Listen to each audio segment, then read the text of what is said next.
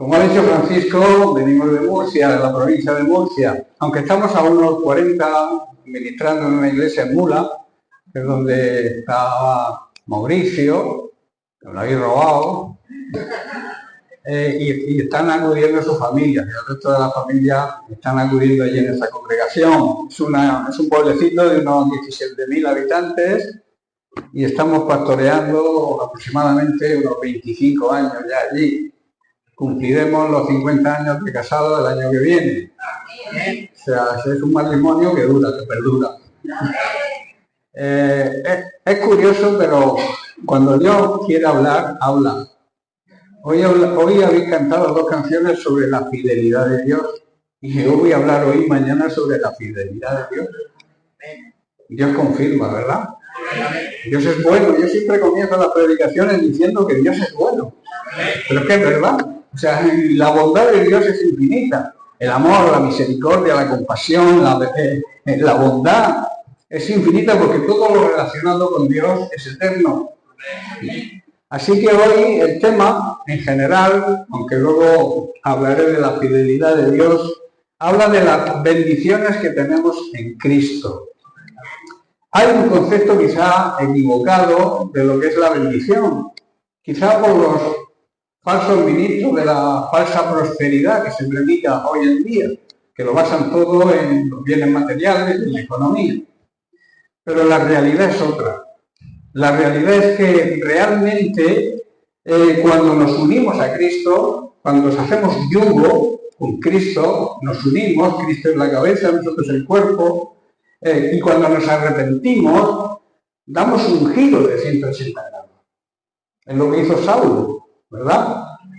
Perseguía a los cristianos y después de tener el encuentro personal con Cristo, su vida cambió por completo. De ser el mayor perseguidor de la Iglesia, se convirtió en el mayor defensor de Cristo. Llegando incluso a escribir más de media Biblia que tenemos hoy en día, ¿verdad? Por eso incluso los cristianos huían de él, no se creían que Pablo había cambiado de esa manera, ¿no? Pues cuando nosotros nos convertimos, o damos ese cambio, o realmente no nos hemos convertido, porque el convertirse se basa en el arrepentimiento.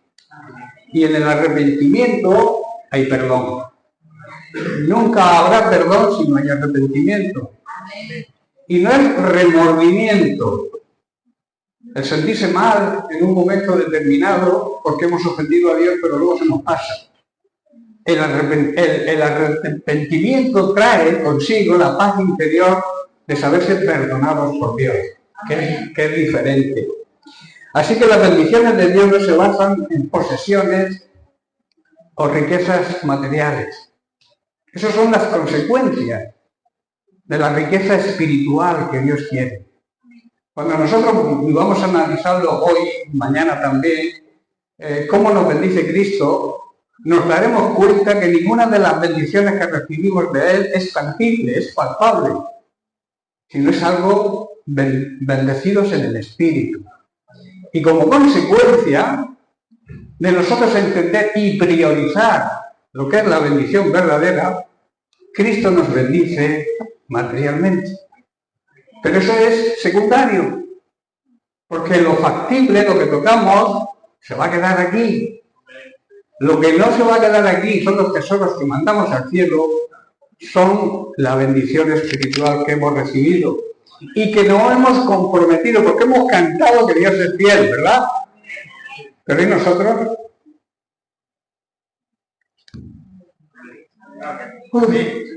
Los mentirosos no entraron en el reino de los cielos. ¿Somos fieles con Dios? Es que la fidelidad de Dios nos compromete a nosotros a ser fieles con Él. Y no es ser fiel en una parte en lo que nos interese, ser fiel en todo. Que toda nuestra vida sea priorizar el avance del reino de Dios. Y despreocúpate de las riquezas materiales que Dios, si además tienes un corazón sincero como veremos, y un corazón dadivoso, Dios te va a cubrir tu necesidad y te va a dar más. para que puedas cubrir la necesidad de otros. Eso que es lo que a veces no entendemos, ¿verdad? Porque lo mío es mío y lo tuyo si puedo también. Y ese es el concepto de las personas de este mundo, ¿verdad? El apóstol Pablo dijo que estuvo 3 años en Éfeso y como consecuencia de su trabajo allí levantó una iglesia. Recordemos que el significado de Pablo es aquel que ha sido pedido al Señor, pedido, deseado o elegido. Algunos autores indican o creen que es posible que Saulo sea una variante del nombre de origen hebreo Saúl, que recordemos fue el rey que pidió el pueblo hebreo. Le pidió a Dios un rey, por eso Saúl significa el pedido a Dios, el deseado del pueblo. De ahí que Saulo signifique eso, el pedido a Dios.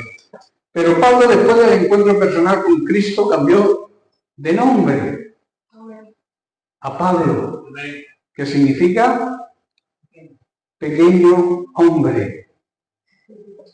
¿Qué significa esto? Que para ser grande, primero hay que ser pequeño.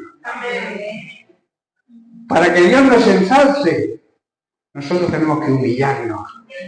Y eso a veces nos cuesta. Doblar la cerviz nos cuesta. Aceptar que estamos en un error nos cuesta. Aceptar que tenemos que hacer cosas y cambiar cosas que hacemos mal nos cuesta. Pero, hermanos, para ser grande, primero hay que ser pequeño. Y eso es humildad. El grande debe hacerse pequeño para entrar en el reino de los cielos. Pablo se hizo pequeño para poder ser grande. Amén. Pues resulta que al cabo de 10 años, Pablo le escribe a los efesios desde la prisión de Roma una carta y se la envía por medio de uno de sus discípulos, Tíquico. Esta carta es verdaderamente importante y es de aplicación para nosotros hoy. Yo os haría una pregunta. ¿Para quién está escrita la Biblia? ¿Para quién? ¿Para quién? Para la iglesia, para los creyentes. Que a veces aplicamos la Biblia a los que no conocen la Biblia. La palabra de Dios es para el pueblo de Dios, para que la predique, para que la aplique a su vida y para que dé testimonio de la verdad. Y entonces la gente se va a convertir. Si no, es imposible. Estaremos perdiendo el tiempo. ¿Verdad?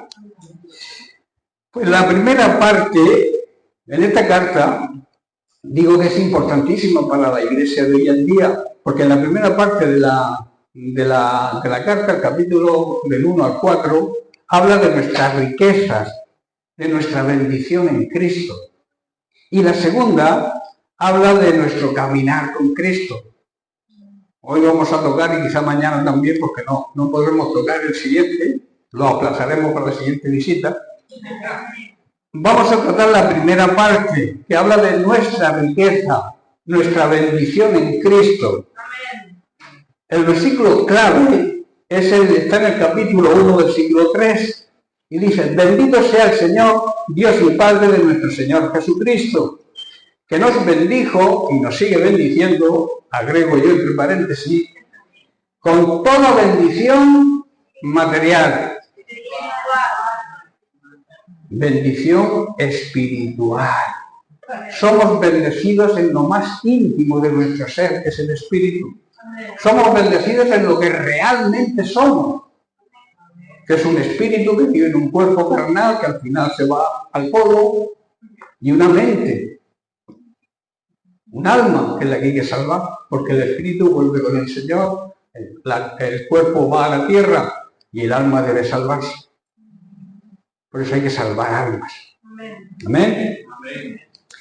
La persona o la iglesia, el pueblo, que es el significado de la bendición de Dios, el pueblo, la iglesia que vive en la presencia de Dios, amando, respetando y obedeciendo, esto es andar en el temor de Dios. El temor a Dios no es tenerle miedo a Dios, es honrarle, respetarle y obedecerle. Si no lo hacemos, no andamos en el temor de Dios. Y entonces no vamos a recibir ninguna bendición. La bendición se recibe cuando se honra, se respeta y se obedece a Dios. Entonces, cuando un creyente, porque el término bendición también significa que toda la vida de un creyente verdadero, de un verdadero hijo de Dios, es una herencia de bendición. O sea, es una herencia de la vida eterna que la empezamos a vivir aquí, en esta tierra. Tenemos un anticipo como hijos de Dios de la vida eterna aquí. Hay quien cree que la vida eterna es cuando nos morimos y nos vamos al cielo. La vida eterna, el que no la disfrute aquí es porque no sabe lo que es seguir a Cristo y cuáles son sus bendiciones y cuál es su deseo. Él dijo, yo he venido para que tengáis vida, vida, Zoe, vida eterna, aquí en la tierra. El diablo vino para robar, matar y destruir, pero yo he venido para darte vida, darte hoy. Hay creyentes cristianos que viven una vida mediocre, porque no entienden que Dios quiere bendecirnos con la vida eterna aquí, herencia. Esto es bendición, hermano, y no una casa en la playa. Que también Dios nos la puede dar. Dios no está en contra de que sus hijos tengan posesiones. Dios está en contra de la prioridad que le demos a las posesiones. Dios te bendice espiritualmente y como consecuencia de tu entender eso, te provee, te cubre tu necesidad. Eso es una realidad. La bendición, la riqueza que Dios nos concede es prioritariamente espiritual y como he dicho, se recibe en lo más profundo de nuestro ser. No es algo superficial, no es algo tangible que se pueda tocar, es algo que se siente en el corazón, en nuestro espíritu. Y como he dicho, si tenemos un corazón dadivoso, nos va a conceder, además de nuestra necesidad, de darnos quizás también algún capricho. Porque ¿qué padre no le da un regalito a sus hijos? Dios también es un buen padre. Y nos da lo que necesitamos, si nos portamos bien, nos da algún regalito que otro. Y luego tenemos la herencia de hijos. Porque ¿quién hereda? Los hijos. Por eso es necesario ser hijo de Dios. Porque no todo el mundo es hijo de Dios. Hay una creencia en mucha de la religión, digamos, mayoritaria, que dice que todos somos hijos de Dios. Todos somos creación de Dios. Dios ama su creación. Por eso envió a Jesucristo. Hay quien dice que Dios es amor y nos va a perdonar a todos. Dios es amor, pero va a perdonar a aquel que se arrepienta. Porque la justicia y el amor van unidos, caminan juntos. O sea, tú no te salvas porque Dios sea bueno. Tú te salvas por obedecer a Dios, aceptar a Jesucristo como Señor y Salvador y vivir en obediencia. Vivir en santidad. La santidad es imprescindible para ver a Dios actuando en nuestra vida y luego verlo en la eternidad, en la presencia. Cuando partamos de este cuerpo, que todos nos vamos a ir de aquí no nos quedamos ninguno. Tarde o temprano todos van pasando generaciones, los jóvenes creen que no van a llegar a viejos, ¿no? Yo creía que no iba a llegar a viejo. Y este año cumplo 70 años. Y parece que estaba haciendo el servicio militar ayer. El tiempo pasa que no te das cuenta. Es una neblina, es como lo que sale del café cuando lo calientan. Que desaparecen, Señor. Así es la vida del hombre o del ser humano en comparación con la eternidad. Entonces debemos en ese tiempo cortito planificar dónde vamos a pasar la eternidad. Hay quien vive preocupado de la vida actual y se olvida de la eternidad. Lo más importante, lo más real e importante es la salvación. Por eso tenemos que, al recibir la salvación, la Biblia dice que de gracia han recibido, tenemos que darle gracias. No podemos callarnos la verdad de Jesucristo. No podemos callarnos que hemos sido salvados por su misericordia, por su amor. El Señor viene pronto. Y como suelo decir, y Mauricio lo sabe, hay que estar con las maletas preparadas. Porque en cualquier momento pasa el último tren. Dios tiene misericordia. Algunos lo tienen por tardanza, que Dios venga pronto. Pero Dios no quiere que nadie se condene. Dios quiere que todos procedan al arrepentimiento. Porque es amor, es misericordia. Y concluyendo con lo que he dicho de la iglesia mayoritaria en este país y en muchos países, que todos al final Dios nos va a perdonar, porque es amor. ¿Para qué envió a Jesucristo? ¿Qué significado tendría o tenía si nos va a perdonar a todos, enviar a su Hijo a morir por nosotros, a ese hombre? A morir por nosotros. ¿Para qué? Por eso cuando alguien te diga eso, cuando diga, es que todos somos hijos de Dios y Dios nos va a perdonar a todos porque Dios es amor. Dios es amor, pero repito, también es justo, es un Dios justo, es un juez que no prevarica. Que es amor, pero no dará al culpable por inocente. Si no se arrepiente. Si se arrepiente, sí, porque con el arrepentimiento viene el perdón de Dios. El significado general y auténtico de enviar Dios a su Hijo Jesucristo a la tierra es para perdonarnos. O sea que la base del cristianismo es la fe, pero también el perdón. Cuando nosotros creemos en el sacrificio de Cristo por fe, somos salvos. ¿Pero por qué somos salvos? Porque Dios nos perdona. Y si Dios nos perdona, ¿quién soy yo para no perdonar a los demás? Hablábamos, no sé si anoche o entre la noche, no, anoche, porque vine ayer. Hablábamos del perdón. Hay personas que no perdonan, olvidan, pero no perdonan. Yo suelo decir que cuando te hacen algo, tú te acuerdas de lo que te han hecho.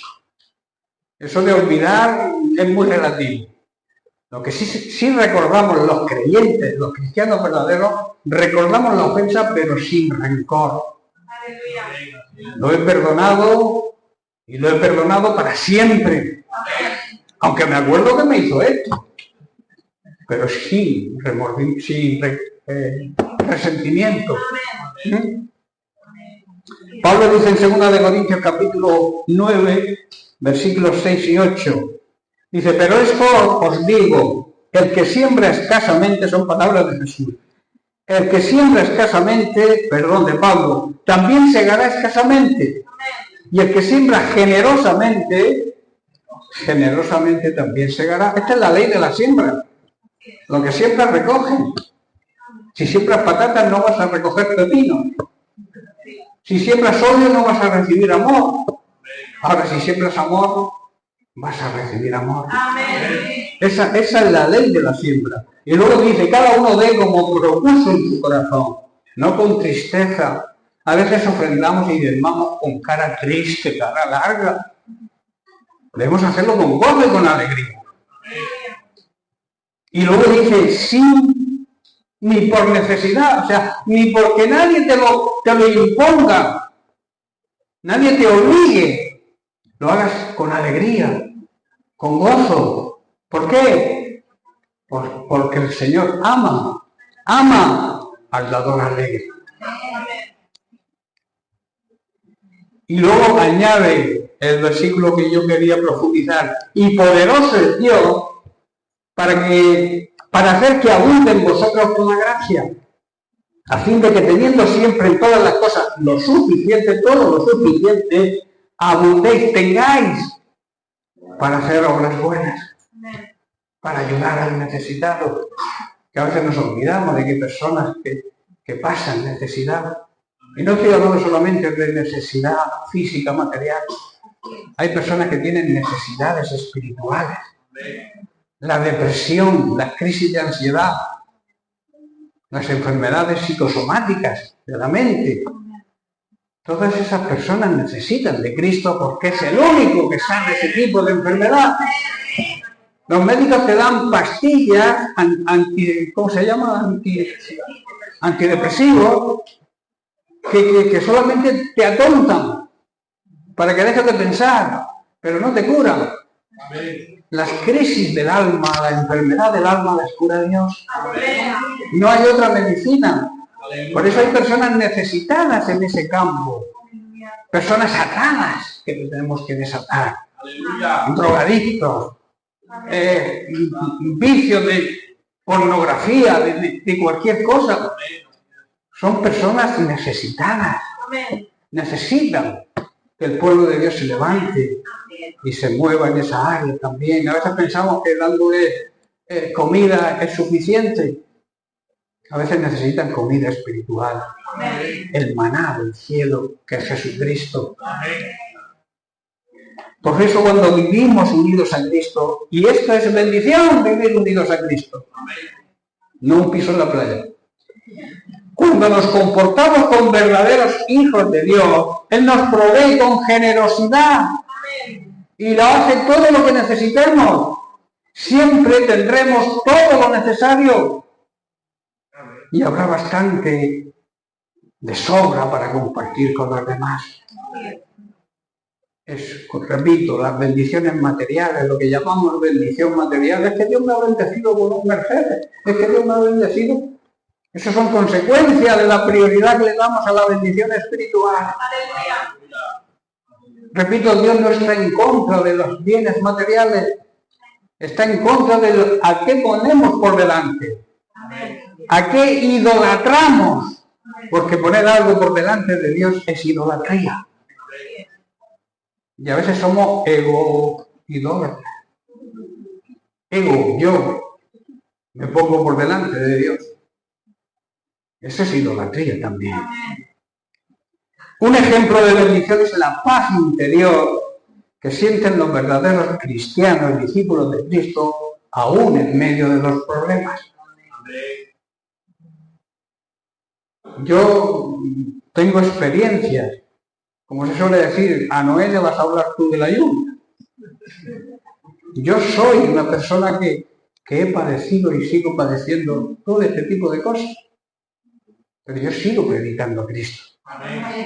Yo tengo una predicación que he titulado, que es parte de mi testimonio, que algún día, si acaso vuelvo, si me dejáis, compartiré, que la he titulado Dios arruinó mi vida.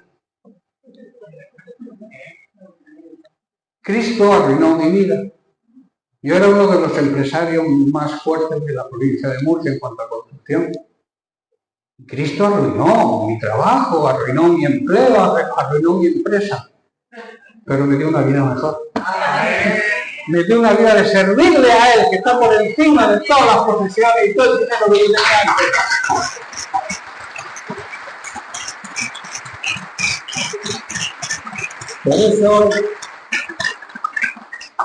Por eso, una de las cosas prioritarias en nuestra vida es poner a Dios en primer lugar.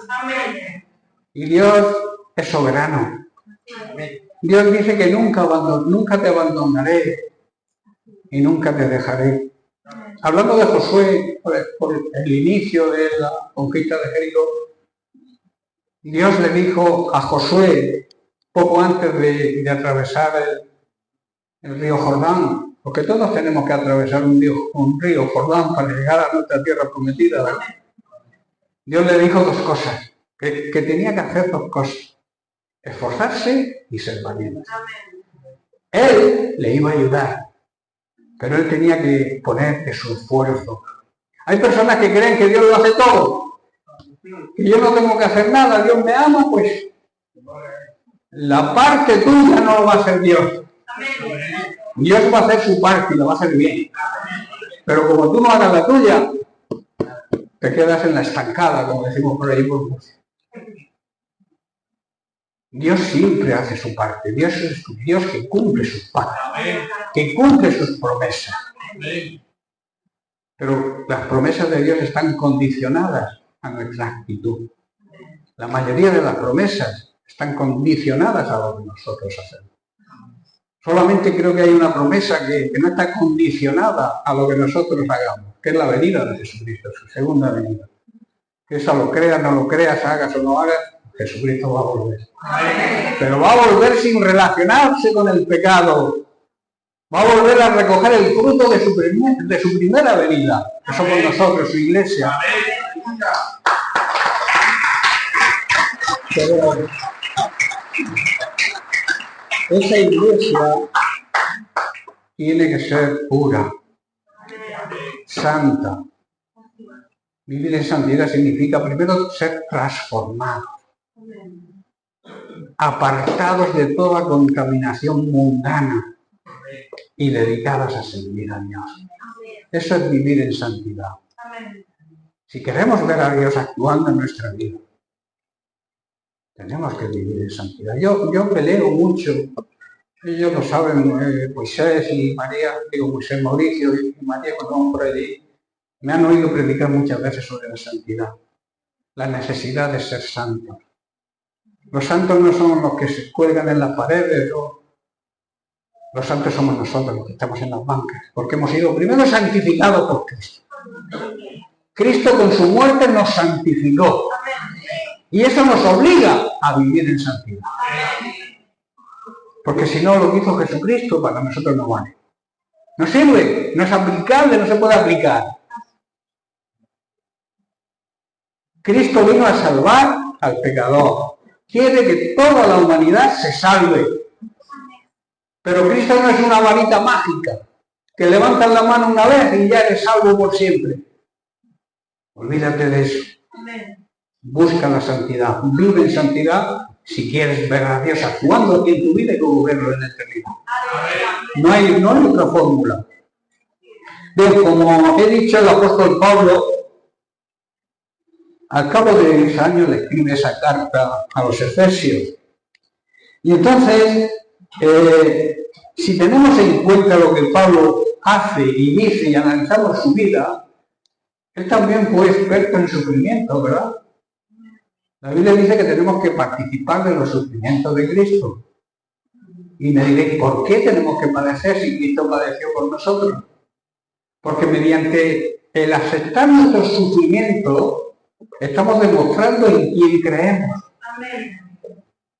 Porque Cristo fue, una traducción de la Biblia dice, fue el campeón en sufrimiento. Y cuando participamos de su sufrimiento, estamos diciéndole al mundo que creemos de verdad en Cristo. Los primeros cristianos morían en el circo romano, abrazados, porque creían en Cristo de verdad. Porque nadie muere así por una mentira. Eso me hace a mí sentirme cada vez más confiado en la verdad de Cristo.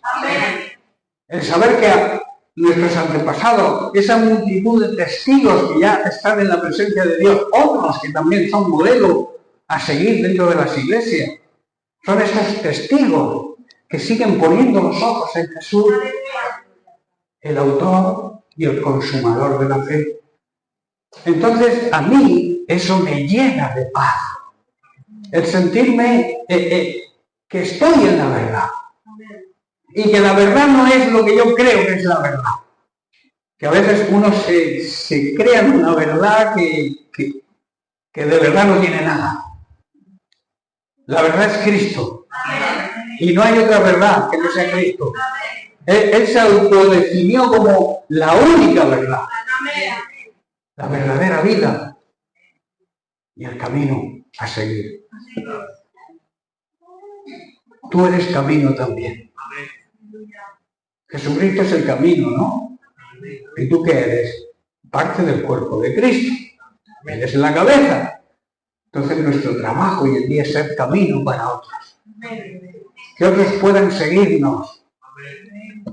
Seguir el camino de Cristo que nosotros seguimos. Pablo dijo, sed imitadores de mí. ¿Por qué dijo eso con la autoridad que lo dijo? Porque él seguía e imitaba perfectamente a Cristo. Y no de boquilla, sino de hecho. Él sufrió, como he dicho, cantidad de persecuciones. Si analizáis el libro, él mismo en una carta analiza todo lo que pasó.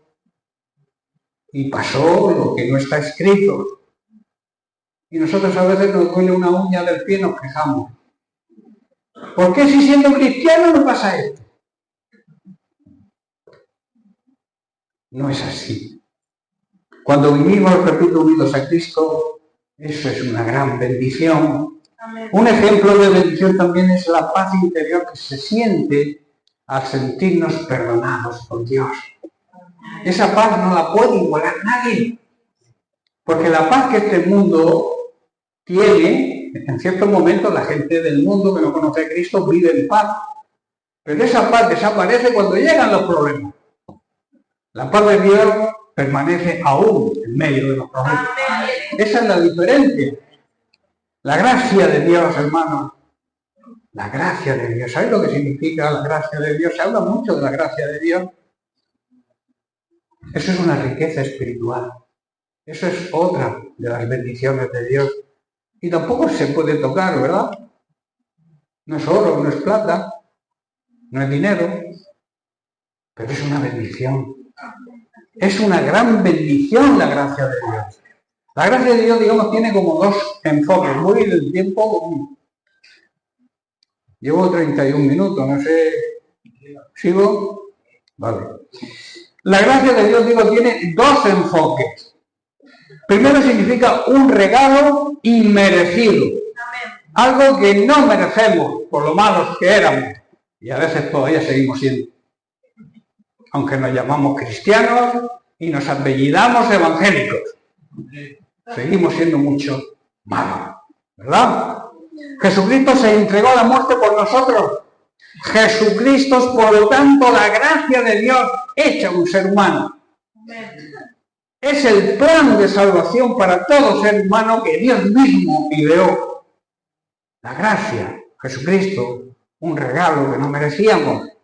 Y en segundo lugar, el segundo enfoque es el poder que nos capacita sobrenaturalmente y que nos concede Dios a sus hijos, a los que hemos aceptado su plan para superar todo tipo de pruebas. Necesitamos capacitación de Dios para eso. Y a eso se le llama la gracia de Dios, que nos capacita para poder afrontar cualquier situación, por difícil que sea. Amén. Amén. Jesucristo, el regalo de Dios, es la gracia de Dios misma. Y la necesitamos todos. Amén. Todos necesitamos de la gracia de Dios. La necesitamos a cada momento. La necesitamos hoy, no mañana, hoy. Porque mañana puede que no estemos aquí. Por eso la gracia de Dios la necesitamos hoy. Y tenemos que andar en la gracia de Dios hoy. Repito, nadie sabe cuánto tiempo va a estar en esta tierra. Y tampoco tenemos, por nosotros mismos, por nuestra sabiduría, por nuestra capacitación, no tenemos la capacidad para afrontar muchas de las pruebas que nos vienen. Necesitamos la gracia de Dios. Y es un regalo que Él nos concede. El Señor nos promete en su palabra que cuando nos ocupamos de la extensión de su reino, cuando nuestra prioridad es que el reino de Dios avance, Él cubre nuestra necesidad. Y esto debemos considerarlo también una gran bendición. Y tampoco es algo factible que se pueda tocar, ¿verdad? Esto debemos considerarlo, como he dicho, una gran bendición, una gran riqueza y también una gran responsabilidad. Porque tenemos una gran responsabilidad como hijos de Dios. ¿Por qué crees que Dios te ha salvado? Para que vayas al cielo y que vayas con Él. Y Dios te ha salvado, sí, también para eso. Pero para que le transmita la salvación que Él trajo a toda la humanidad. Que no haya persona de tu entorno que no sepa que eres cristiano.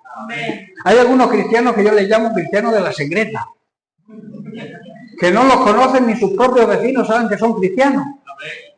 Porque se ocultan. Otros son cristianos camaleones. Echan una especie de espuma para que la gente no sepa que son cristianos. Hermanos, esto no debe ser así. Nosotros somos la luz del mundo. Y la luz del mundo no se puede esconder. El mundo tiene que ver la luz de Cristo. La luz simboliza la verdad, la transparencia, el amor, la misericordia, el perdón. Y las tinieblas son la ignorancia que hay de Dios y el pecado. Nosotros somos la luz del mundo. Jesucristo dijo, yo soy la luz del mundo. Él lo dijo. Por eso en Navidad se encienden tantas luces. La gente no lo sabe que es por eso, pero es por eso. Cuando Jesús vino al mundo, vino la luz a este mundo. Y cuando se fue, él dijo, ahora vosotros os tocas en la luz. Tenéis que anunciar la luz, la verdad. Anunciarme a mí que soy la verdad.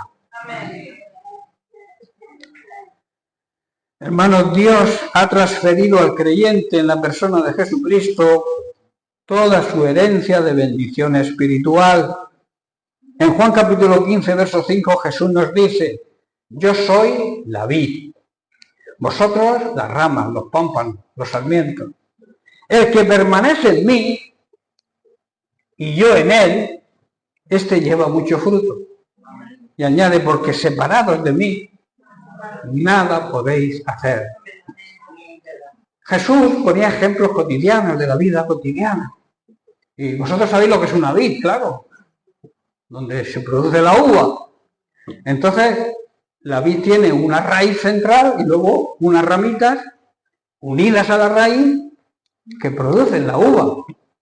Pero tú cortas una, a ver qué produce.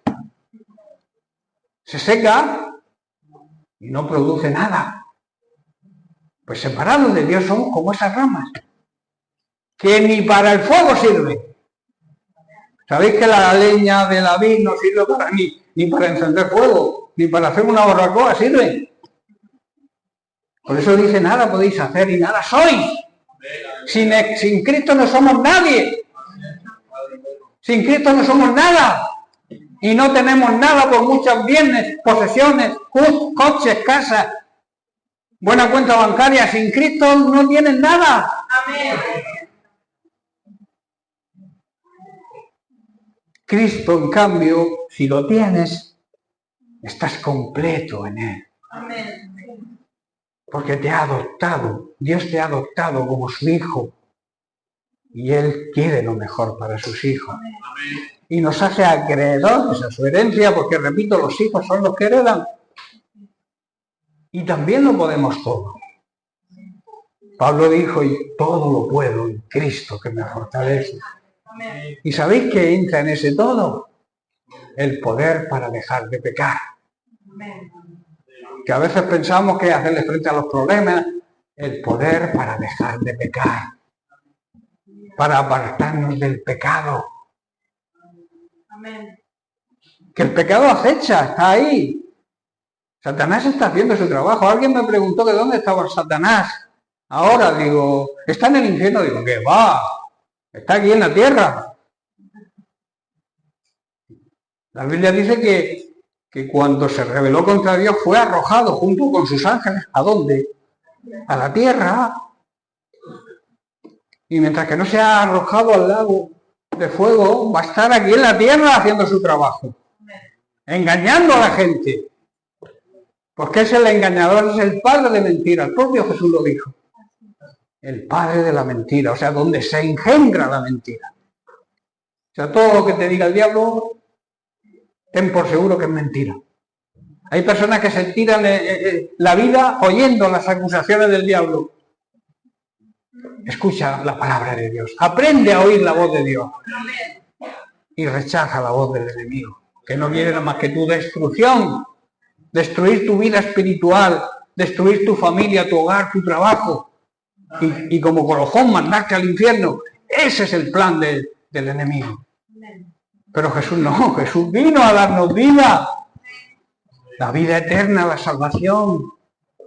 Para que no vivamos atados a ciertas ataduras que tenemos, que no hay manera de dejarlas. Hermanos, como creyentes, e hijos de Dios, Él nos dice y nos promete que si nos mantenemos fieles, somos ricos espiritualmente. Y esto, ser fiel, es la clave para ser bendecidos. Yo creo que llevo 40 minutos, Francisco. No había que irse a no sé dónde. ¿O sigo? Nosotros no queremos cortar. Pues, entonces no voy a hablar de la fidelidad que tocaba hablar. El que quiera escuchar el mensaje que tengo sobre la fidelidad a Dios. Primero la fidelidad de Dios. Y luego está la fidelidad a Dios, que es la parte que nos corresponde a nosotros. Lo dejaremos para mañana, así que os espero a todos, que seáis bendecidos, que paséis una buena noche y que Dios esté siempre con vosotros. Que Dios les bendiga.